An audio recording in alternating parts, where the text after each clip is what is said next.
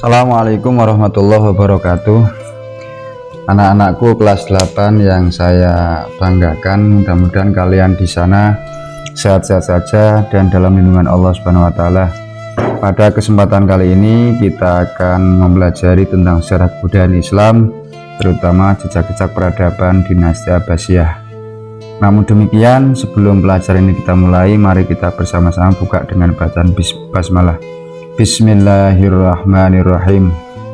Oke, kita mulai saja, yaitu kita akan bahas tentang kemajuan peradaban dan kebudayaan Islam pada masa Daulah Abbasiyah. Kemajuan itu yang pertama adalah pengembangan ilmu pengetahuan. Pada masa periode awal pemerintahan Daulah Abbasiyah memiliki khalifah-khalifah yang memiliki perhatian besar terhadap pengembangan ilmu pengetahuan. Misalkan seperti Abu Ja'far Al-Mansur yang kemudian dikenal sebagai seorang khalifah yang cinta ilmu pengetahuan, sehingga harta dan kekuasaannya dimanfaatkan untuk pengembangan dan kemajuan ilmu pengetahuan. Di sana ada kerjasama yang baik antara ilmuwan dan pemerintah, sehingga melahirkan para ilmuwan muslim dari berbagai disiplin ilmu pengetahuan, misalkan kedokteran, filsafat, kimia, botani, astronomi, matematika, dan lain-lain. Jadi kerjasama atau perhatian pemerintah terhadap para ilmuwan itu akhirnya menimbulkan atau melahirkan berbagai disiplin ilmu pengetahuan seperti kedokteran, filsafat, kimia, botani, astronomi, matematika, dan lain-lain. Faktor yang menyebabkan perkembangan ilmu pengetahuan pada saat dinasti Abbasiyah itu apa sih sebenarnya yang menyebabkan perkembangan ilmu pengetahuan pada saat dinasti Abbasiyah? Yang pertama adalah karena terjadinya asimilasi budaya, bahasa, pengetahuan antara bangsa Arab dengan bangsa-bangsa lain. Asimilasi itu artinya ya terjadi satu percampuran budaya, ya, baik termasuk diantaranya bahasa, pengetahuan, ya, antara bangsa Arab dengan bangsa lain, misalkan Yunani, Bizantium, kemudian India, Persia, seperti itu. Nah, di samping itu adanya semangat gerakan untuk menerjemahkan berbagai ilmu-ilmu pengetahuan yang berasal dari bahasa asalnya ke bahasa Arab. Jadi ada yang namanya gerakan penerjemahan, ya, penerjemahan kitab-kitab atau buku-buku yang asalnya itu bukan berbahasa Arab kemudian diterjemahkan ke dalam bahasa Arab. Jadi memang faktor penerjemahan ini juga sangat berpengaruh terhadap perkembangan ilmu pengetahuan. Di samping itu, yang tidak kalah penting faktor penyebab perkembangan ilmu pengetahuan pada saat dinasti Abbasiyah itu adalah adanya pendirian pusat studi dan kajian, yang mana pusat studi dan kajian ini kemudian diberi nama dengan Baitul Hikmah. Yang sekali lagi, pusat studi dan kajian yang dikembangkan atau didirikan itu diberi nama dengan Baitul Hikmah. Di samping itu, faktor yang lain adalah adanya pembentukan majelis munadzaroh. Munadzaroh itu ya saling tukar pendapat dan sebagainya lah, diskusi, musyawarah, ya. Terutama pada masa Khalifah Abdullah Al-Ma'mun atau yang sering dikenal dengan Khalifah Al-Ma'mun, yang kemudian menjadi pusat kajian untuk mengupas segala persoalan hukum keagamaan, ya. Perkembangan yang kedua, kalau tadi yang pertama adalah ilmu pengetahuan, perkembangan yang kedua adalah penertiban administrasi pemerintahan. Ya, sekali lagi, perkembangan yang kedua atau kemajuan yang kedua adalah penertiban administrasi pemerintahan. Pengangkatan wazir atau perdana menteri, di mana wazir ini bertugas membantu khalifah dalam menjalankan roda pemerintahan. Wazir kemudian dibantu oleh beberapa departemen. Jadi yang langkah pertama untuk membantu administrasi pemerintahan itu adalah mengangkat wazir, di mana wazir ya bertugasnya yang membantu khalifah dalam menjalankan roda pemerintahan. Nah, wazir sendiri itu kemudian mengangkat atau membentuk beberapa departemen. Departemen itu yang pertama adalah Diwanul Kharaj atau Departemen Luar Negeri. Kemudian yang kedua Diwanul Ziman atau Departemen Pengawasan Urusan Negara. Yang ketiga Diwanul Jundi atau Departemen Pertahanan dan Keamanan. Yang keempat adalah Diwanul Aqarah atau Departemen Tenaga Kerja dan Pekerjaan Umum, atau sekarang itu kalau di Indonesia itu ya DPU lah, tenaga kerja, kemudian DPU kan. Kemudian yang kelima adalah Diwanul Rosail atau Departemen Pos dan Telekomunikasi. Nah, kalau sekarang di Indonesia itu ya Menteri Sosial ya, Menteri Sosial. Pengangkatan Raisul Kitabah. Berikutnya untuk menertibkan administrasi pemerintah itu Khalifah mengangkat Raisul Kitabah atau Sekretaris Negara yang memimpin Diwan Kitabah, artinya kemudian mengangkat Diwan Kitabah atau Sekretaris Negara. Dalam menjalankan tugasnya, Raisul Kitabah ini dibantu oleh 5 orang khatib atau katib sekretaris ya, 5 dewan atau 5 orang itu siapa saja, meliputi apa saja. Yang pertama katib Rosail atau sekretaris di bidang persuratan, kemudian katib Kharaj atau sekretaris di bidang perpajakan dan kas negara, kemudian katib Jundi, sekretaris bidang kemiliteran dan pertahanan dan keamanan, kemudian katib Kodok atau sekretaris bidang hukum dan perundang-undangan, dan yang kelima adalah katib Syurtoh atau sekretaris bidang kepolisian dan keamanan sipil. Untuk dalam kemajuan tadi administrasi itu yang lain adalah pengangkatan kepala daerah. Untuk fungsinya apa? Untuk menjaga daerah wilayah kekuasaan Daulah Abbasiyah yang dipimpin oleh gubernur. Jadi mengangkat gubernur lah, kepala daerah disebut amir atau gubernur, untuk memudahkan koordinasi pemerintah pusat dan daerah. Di samping untuk membantu juga untuk memudahkan koordinasi pemerintah pusat dan daerah. Di bawah gubernur dibentuk pemerintahan desa. Jadi dari gubernur langsung ke pemerintah desa atau Korea, yang mana Korea ini kemudian dipimpin oleh sebutan Syekhul Korea atau kepala desa. Di samping itu dalam bidang administrasi pemerintahan juga adanya pembentukan Mahkamah Agung, di mana Mahkamah Agung ini menangani beberapa bidang hukum seperti yang pertama adalah Al-Qadhi. Nah, Al-Qadhi ini memiliki tugas mengadili perkara agama. Hakimnya disebut dengan Qadhi. Kemudian Al-Hisbah, yaitu mengadili perkara umum baik pidana maupun perdata. Kemudian hakimnya disebut dengan Al-Mustahsib. Kemudian yang ketiga adalah An-Nazar fi Mazalim atau pengadilan tingkat banding setelah dari pengadilan Al-Qadhi atau Al-Hisbah. Kemudian hakimnya disebut Sahibul Mazalim. Kemajuan yang lain adalah di bidang politik dan militer. Di bidang politik ini menjalin kerjasama politik dengan Raja Frank di sebagian wilayah Andalusia atau Spanyol, ini jelas barat ya. Tujuannya apa? Tujuannya untuk mengantisipasi meluasnya pengaruh Daulah Umayyah. Tentunya Daulah Umayyah yang terakhir yang dipimpin oleh Abdurrahman Ad-Dakhil yang berada di Spanyol.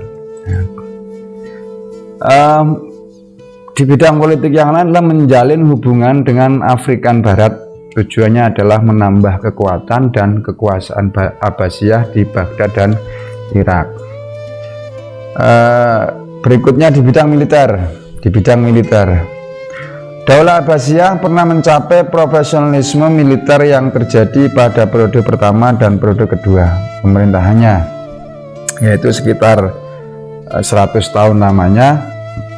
Kebijakan politik dan militer sepenuhnya mandiri ditangani para khalifah tanpa dipengaruhi oleh bangsa manapun. Tapi pada periode kedua dan ketiga dan keempat sudah mulai dipengaruhi oleh misalkan Bani Saljuk, Bani Buwaihi, kemudian Turki ya.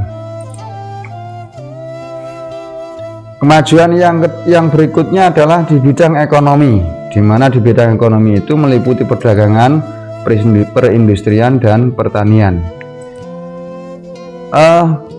Pertama di bidang perdagangan, atau sektor perdagangan. Di dalam bidang perdagangan memiliki kemajuan itu karena di dalamnya terdapat pelabuhan, ya, di mana pelabuhan ini adalah tempat bersinggahnya para pelancong atau orang-orang yang berasal dari luar daerah kekuasaan Abbasiyah, di mana kemudian mereka menjajakan barang dagangannya, ya, karena memang di situ juga terdapat beberapa pelabuhan, diantaranya Damaskus dan Dermaga. Nah, jadi sekali lagi dengan keberadaan pelabuhan ini menjadikan perdagangan menjadi hidup, artinya menjadi aktivitasnya menjadi ramai, kan, seperti itu. Di samping perdagangan adalah sektor perindustrian, industri, ya, atau pabrikan, di mana di dalam kota-kota itu terdapat beberapa kota yang memang menjadi sebuah pusat perindustrian. Di antaranya adalah kota Basrah, di mana kota Basrah ini menjadi pusat industri gelas dan sabun. Kemudian kota Kufah ini menjadi pusat industri tekstil, ya, dan pakaian yang berasal dari sutra bersulam.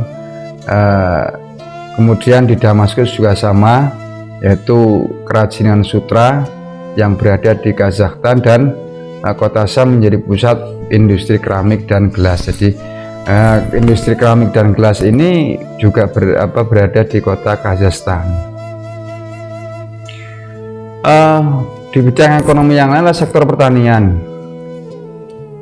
Pembangunan kanal, kemudian bendungan, irigasi, dan terusan diperuntukkan untuk memenuhi kebutuhan petani yang hasilnya mampu meningkatkan produktivitas para petani dan kualitas hasil panennya. Jadi untuk meningkatkan hasil panen dibuatlah kanal-kanal, bendungan-bendungan sebagai tempat irigasi dan terusan, untuk apa? Untuk memenuhi kebutuhan para petani, terutama dalam pengairannya. Nah, ketika pengairannya bagus, maka produktivitas pertanian juga sudah bisa meningkat, kan, seperti itu. Sebagai salah satu contohnya adalah ketika pada masa Harun ar-Rasyid ada seorang ratu yang bernama Zubaidah, di mana Zubaidah inilah istri khalifah, yaitu istrinya Harun ar-Rasyid. Itu melihat rakyatnya yang menderita karena kekurangan air, itu merasa ibah, merasa prihatin, ya, sehingga istri khalifah tadi itu mengusulkan kepada khalifah agar membuat sebuah bendungan dan terusan yang dapat mengalirkan air ke ladang-ladang dan untuk kebutuhan hidup para petani, sehingga akhirnya kehidupan masyarakat di dua kota suci itu sejahtera. Untuk mengenang jasa Ratu Zubaidah, bendungan itu kemudian diberi nama Bendungan Zubaidah, atau ini Bendungan Zubaidah. Bendungan Zubaidah tadi karena untuk mengenang jasa Zubaidah di dalam mengusulkan kepada khalifah agar membentuk sebuah bendungan dan terusan-terusan dalam rangka untuk memenuhi kebutuhan airnya para petani dan para petani itu sendiri. Berikutnya kemajuan yang lain adalah di dalam seni budaya. Kota Baghdad menjadi kota pusat studi ilmu, seni, dan sastra, ya.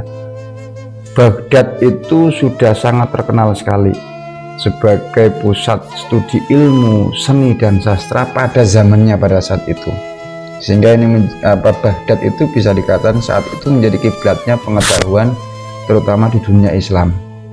Nah, kemajuan ini disebabkan karena memang proses asimilasi atau pertemuan budaya antara bangsa Arab dan non-Arab, ya.